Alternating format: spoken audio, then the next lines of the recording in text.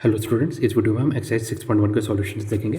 Question number 1, how many 3 digit numbers can be formed from the digits 1 2 3 4 5 and, ठीक है, 1 2 3 4 and 5, assuming that first part repetition of the digits is allowed, second part repetition of the digits is not allowed.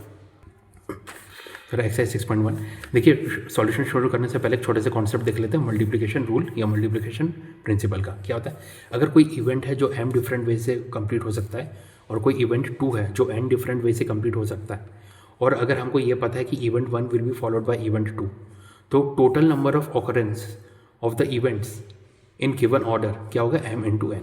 यानी अगर event 1 m different way से हो सकता है, event 2 n different way से हो सकता है, और इवेंट 1 के बाद इवेंट 2 होना है, तो इस कितनी पॉसिबिलिटीज़ होंगी, कितने डिफरेंट वेज होंगे, m इंटू n। ठीक है, ये हो गया मल्टीप्लिकेशन रूल है, मल्टीप्लिकेशन प्रिंसिपल का। तो चलिए शुरू करते हैं। क्वेश्चन 1 क्या है, 3 डिजिट नंबर हमें बनाना है, डिजिट्स क्या है 1 2 3 4 5। अब फर्स्ट पार्ट क्या है, रिपीटिशन नॉट अलाउड। ठीक है, मतलब डिजिट्स रिपीट नहीं होंगी।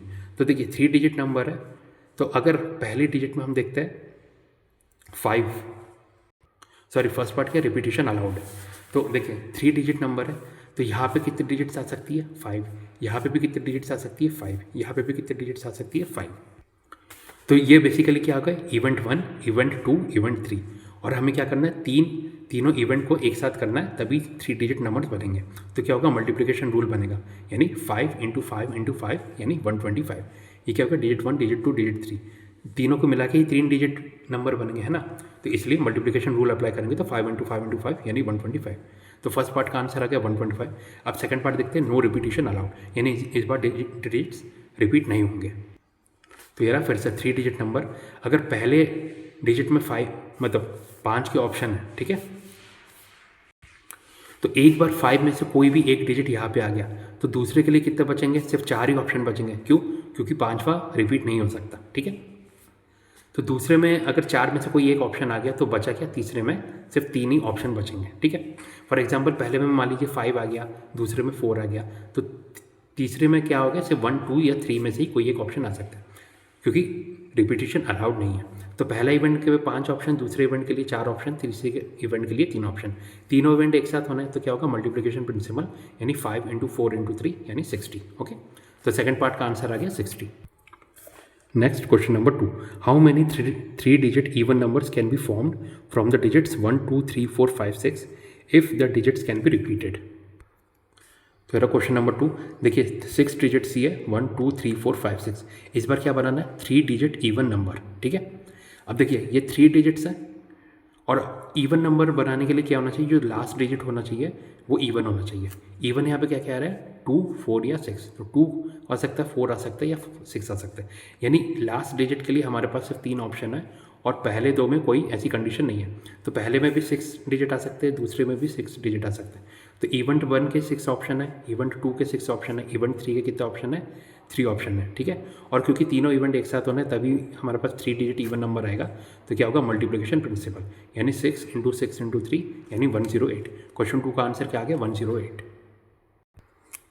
Next question number 3, how many 4 letter code can be formed using the first 10 letters of the English alphabet if no letter can be repeated. तो मेरा question number 3, देखिए English alphabet के पहले 10 अल्फ़ाबेट कौन कौन से हैं, ABCDEFGHIJ, टोटल कितने हो गए, 10। ठीक है, अब हमें 4 लेटर कोड बनाना है। ठीक है, तो ये रहा पहला, दूसरा, तीसरा, चौथा, और क्या होना चाहिए, रिपीटिशन अलाउड नहीं है। ठीक है, यानी कोई भी अल्फ़ाबेट रिपीट नहीं होना चाहिए। तो मान लीजिए पहला कोड है, इसके लिए कितना ऑप्शन हो गया हमारे पास, 10 ऑप्शन। एक बार कोई भी अल्फ़ाबेट हो गया तो बचेंगे कितने, 9 अल्फ़ाबेट्स, क्योंकि रिपीटिशन अलाउड नहीं है। तो दूसरे कोड के लिए 9। सिमिलरली यहाँ पे जब दूसरा कोड आ जाएगा तो तीसरे कोड के लिए कितने अल्फ़ाबेट बचेंगे, सिर्फ 8। ठीक है, तो यहाँ पे 8, और बचा चौथा कोड, चौथे कोड के लिए हमारे पास कितने बचेंगे, 7। तो फर्स्ट इवेंट में 10 ऑप्शन, सेकंड इवेंट में 9 ऑप्शन, थर्ड इवेंट में 8 ऑप्शन, और फोर्थ इवेंट में 7 ऑप्शन, और चारों इवेंट एक साथ होंगे तभी जाके क्या बनेगा, हमारे पास 4 लेटर कोड बनेगा। ठीक है, तो क्या होगा, मल्टीप्लिकेशन प्रिंसिपल, तो 10 into 9 into 8 into 7 equal to कितना, 5040। ओके, सो क्वेश्चन 3 का आंसर आ गया 5040। Next question number 4, how many 5 digit telephone numbers can be constructed using the digits 0 to 9 if each number starts with 67 and no digit appears more than once। Okay, question 4 क्या है देखिए, हमारे पास 10 digits है, 0 1 2 3 4 5 6 7 8 9, total कितने 10 digits. इससे क्या बनाना है, हमें 5 डिजिट टेलीफोन नंबर्स बनाने हैं इन 10 डिजिट्स में से। अब हमें क्वेश्चन में क्या दिया है कि जो हम 5 डिजिट टेलीफोन नंबर्स बनाएंगे वो किससे शुरू होगा, 67 से। तो देखिए 5 डिजिट टेलीफोन नंबर्स है वो 67 से शुरू हो रहे हैं, इसका मतलब पहला डिजिट हो गया 6, दूसरा डिजिट हो गया 7, ठीक है। तो बचे कितने, आखिरी के 3 डिजिट बचे, क्योंकि पहले दो पहले से ही फिक्स हो चुके हैं, 6 और 7। और क्या बोला है, कोई भी जो डिजिट है वो रिपीट नहीं होना चाहिए, ठीक है। तो 6 दोबारा कभी रिपीट नहीं होगा, 7 भी दोबारा कभी रिपीट नहीं होगा। अब देखिए 10 में से 10 ऑप्शन थे, उसमें से 2 तो हमारे पास फिक्स हो गए, बचे कितने 8। तो थर्ड डिजिट के लिए हमारे पास 8 ऑप्शन है, ठीक है। कोई भी एक फिक्स हो गया तो बचे कितने 7 ऑप्शन। तो फोर्थ डिजिट के लिए 7 ऑप्शन और फिफ्थ डिजिट के लिए 6 ऑप्शन, क्योंकि रिपीटिशन अलाउड नहीं है। और क्योंकि ये देखिए इवेंट 1, अगर ये पहला इवेंट है, क्योंकि ये दोनों तो फिक्स ही होगा, इवेंट 1 के लिए 8 ऑप्शन है, इवेंट 2 के लिए 7 ऑप्शन, इवेंट 3 के लिए 6 option.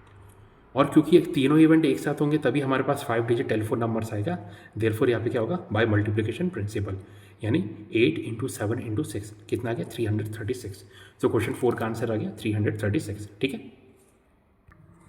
Next question number 5, a coin is tossed 3 times and the outcomes are recorded, how many possible outcomes are there. तो क्वेश्चन 5 हमें क्या बोला गया, एक कॉइन को टॉस किया गया है। आपको पता है कि किसी भी कॉइन में सिर्फ 2 साइड्स होते हैं, हेड या टेल्स, यानी टोटल पॉसिबल रिजल्ट्स कितने होते हैं, 2 रिजल्ट्स पॉसिबल होते हैं, ठीक है। अब कॉइन को कितने बार टॉस किया गया, 3 times टॉस, ठीक है, 3 times टॉस।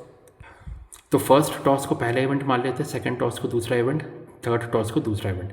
आपको पता है हर टॉस में सिर्फ 2 पॉसिबल रिजल्ट होते हैं, यानी इसके भी 2 ऑप्शन, इसके भी 2 रिजल्ट पॉसिबल है और इसके भी 2 रिजल्ट पॉसिबल।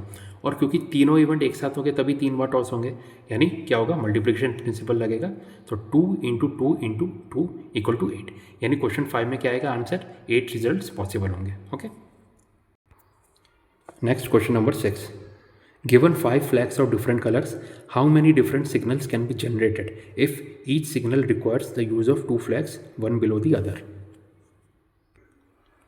तो ये क्वेश्चन नंबर 6, हमें क्या गिवन है, 5 डिफरेंट फ्लैग्स गिवन है डिफरेंट कलर के। मान लीजिए मैंने उनको एज्यूम कर लिया A B C D E, ये 5 फ्लैग्स हैं।